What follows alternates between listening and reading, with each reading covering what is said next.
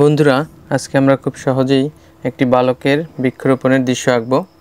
প্রথমে একটি রেখা এভাবে বাঁকা বাঁকা করে নিয়ে অপর পাশ থেকে একটি রেখা এভাবে বাঁকিয়ে মাঝে এভাবে আমরা বালকটির দুটি চোখ এঁকে মুখমণ্ডল আঁকব। ফাঁকা জায়গায় এভাবে ঘুরিয়ে আমরা বালকটির কান এঁকে কান থেকে একটি রেখা ঘুরিয়ে ছেলেটির মাথা এঁকে নাক এবং মুখ এঁকে দিব। নিচে একটি রেখা এভাবে দিয়ে আমরা ছেলেটির হাতের আঙ্গুল এঁকে উপর থেকে দুইটি রেখা পাশাপাশি করে মিলিয়ে নিচ পর্যন্ত নিয়ে একটি গাছের চারা আঁকবো। এবারে গাছের চারার উপরে এভাবে দুটি পাতা দিয়ে নিচে একটু বড় আরও 3টি পাতা এঁকে নেব। এবারে কলারে দুটি দাগ দিয়ে গেঞ্জির কলার এঁকে আমরা গেঞ্জিতে হাতের গেঞ্জি এঁকে এভাবে কাঁধ আঁকবো। এবারে হাতটি আঁকা শেষ হলে আমরা ছেলেটির গেঞ্জিটা দাগ দিয়ে এঁকে নিব। এবারে সামনে থেকে পা আঁকবো।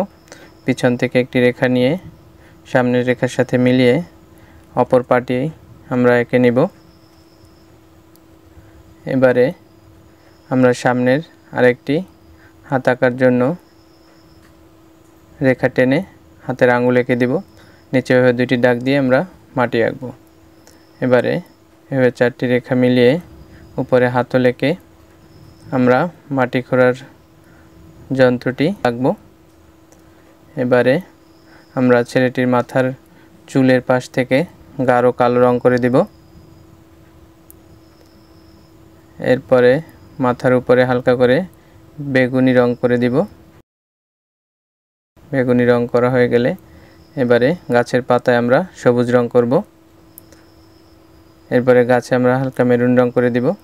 ছেলেটির গেঞ্জিতে বা টি শার্টে আমরা হালকা পিঙ্ক রং করব।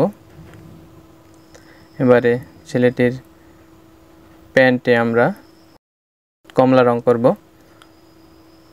কমলা রং করা হয়ে গেলে এবার পাশে জুতোয় আমরা লাল রং করে দিব। এবারে কাস্তেতে আমরা হাতলে হলুদ এবং মেরুন রং করে মেরুন রং দিয়ে মাটি এঁকে নিব।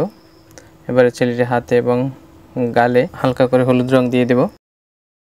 এখন আমাদের আঁকা হয়ে গেল একটি সুন্দর বৃক্ষরোপণের দৃশ্য। ভিডিওটি তোমাদের কেমন লাগলো জানাবে। ধন্যবাদ।